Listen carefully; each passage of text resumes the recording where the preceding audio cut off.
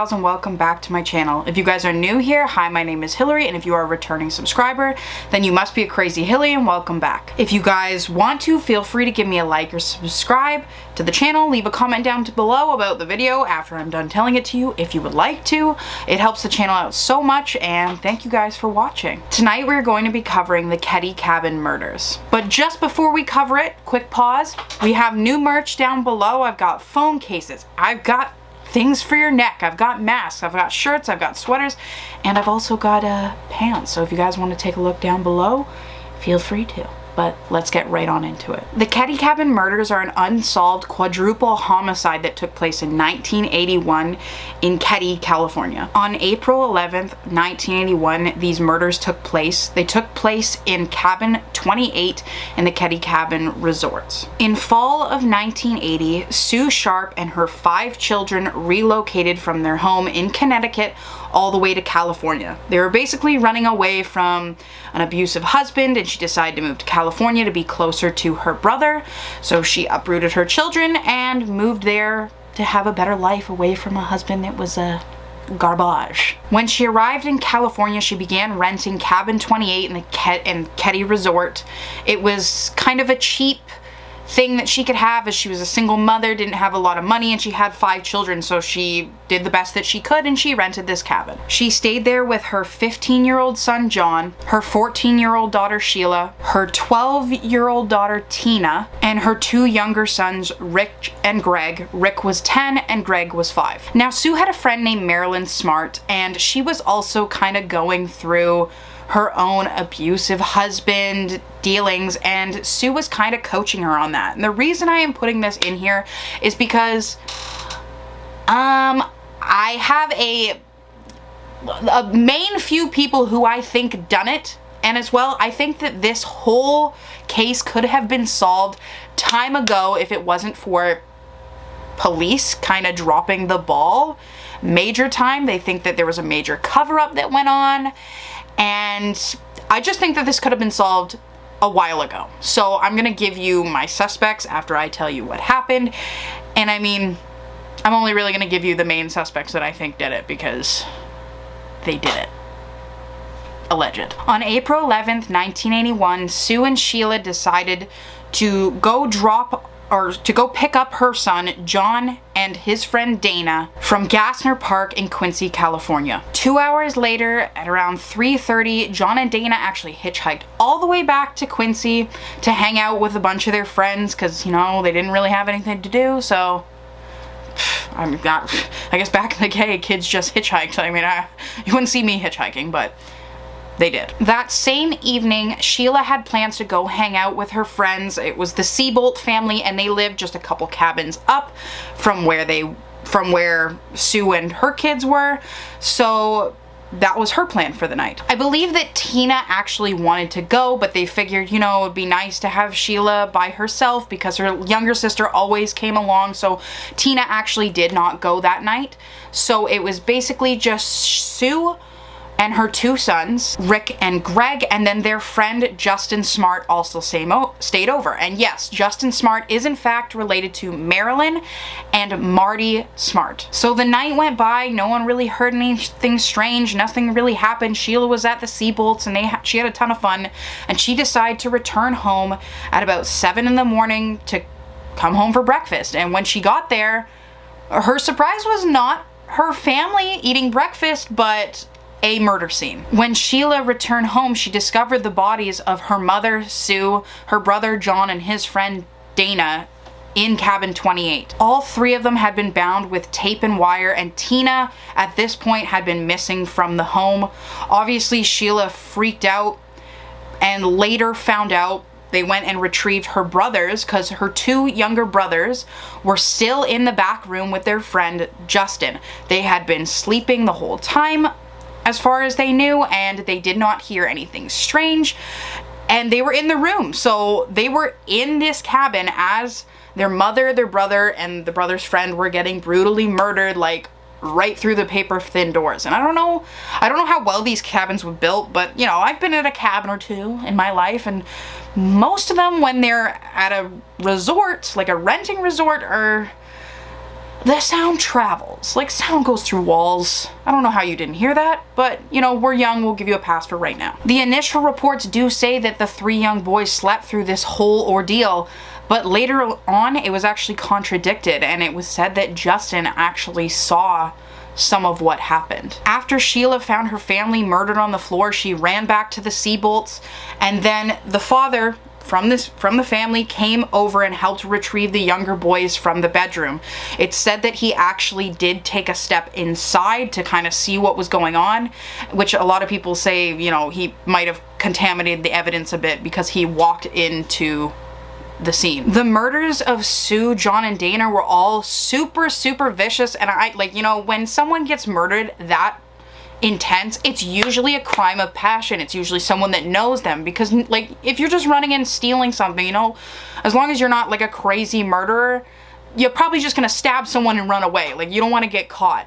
All day, if somebody goes to murder somebody and stabs them like 57 times, you probably knew the person. But there was a hammer used, 2 knives, and one of the knives was actually bent with the force of stabbing. So Sue, the mother, was actually naked from the waist down when she was found. She was bound, she was gagged with her own underwear shoved into her mouth and covered. Her throat was slashed, and she had been stabbed in the chest. John's throat had also been slashed, and his friend Dana had died from strangulation. Someone had sat there and strangled him, but all of them had a lot of blood force trauma. Now, obviously, the cops come, and a lot of information is given to these cops that, for me, they're just like, is there anything there? This is your job.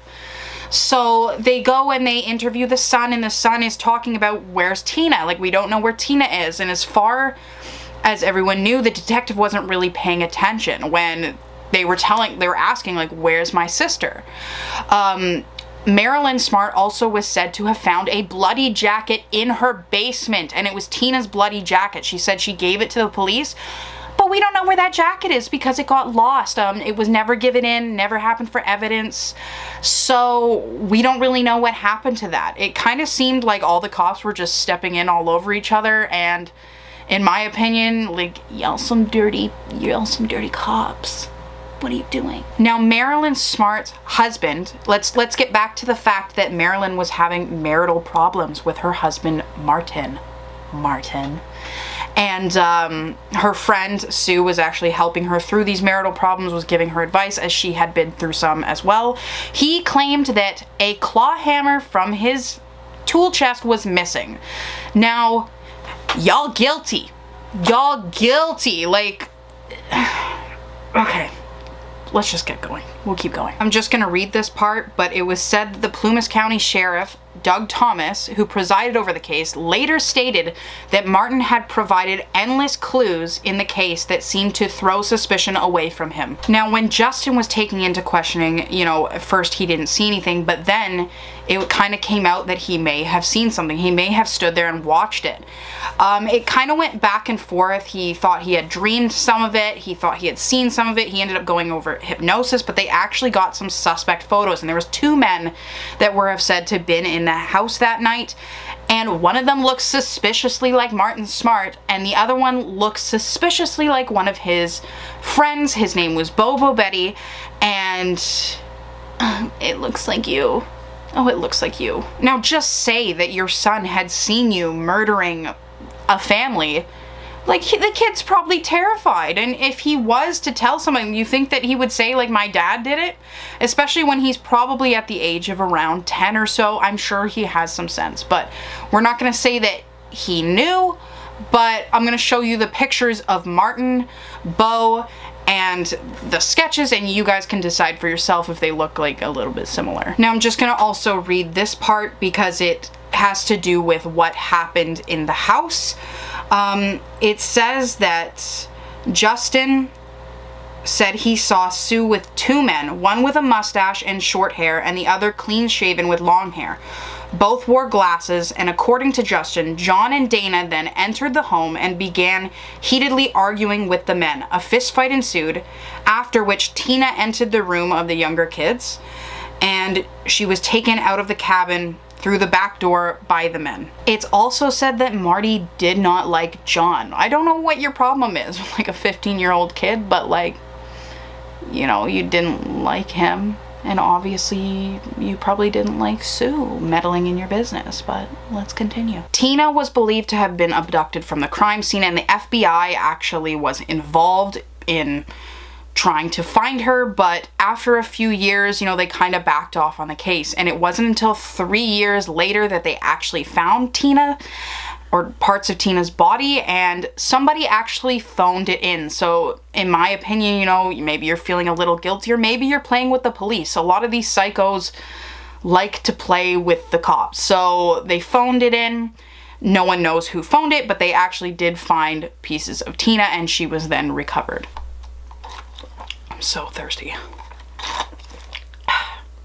Now guys, the call for the person that called in Tina's body was not documented in the case, and it was actually found at the bottom of an evidence box in 2013. So y'all a cop, y'all get a call, and you just don't mark it down, you hide it, you get rid of the tape. Like, what is going? Someone grow some cells in your head.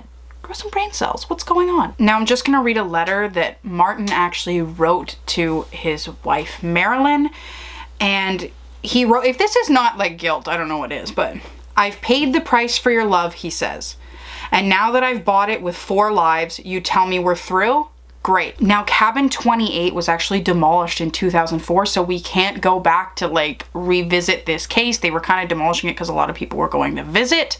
So it no longer exists. It's just a patch of land now. Martin Smart actually died of cancer in 2000, and his friend Bobo Betty actually died in 1988. So both of the main suspects are dead. So it's not like anybody can now be responsible for what happened here, but a lot of people, like 4 people's lives were lost.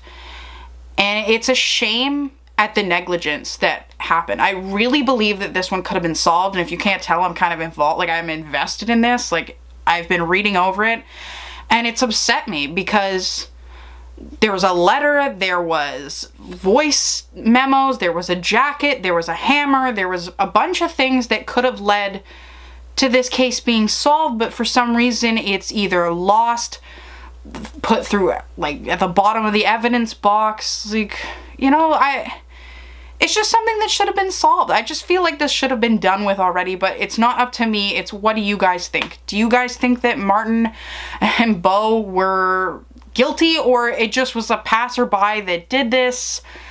I know I haven't given you a lot of other options, but these guys were the main ones that I thought made the most sense. So thank you guys for watching, and if you enjoyed, feel free to give me a like, subscribe, feel free to go check out the merch below, and I'll see you guys next week. Thanks for watching. Bye.